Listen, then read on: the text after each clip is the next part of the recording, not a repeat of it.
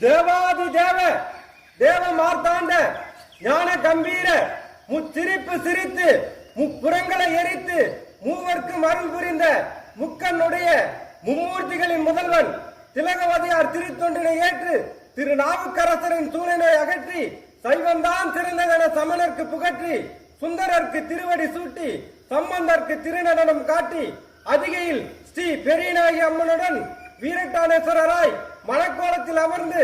அகிலம் எல்லாம் அருள் பாலிக்கும் எங்கள் சொக்கநாத பெருமான் வருகிறார் வருகிறார் வருகிறார்.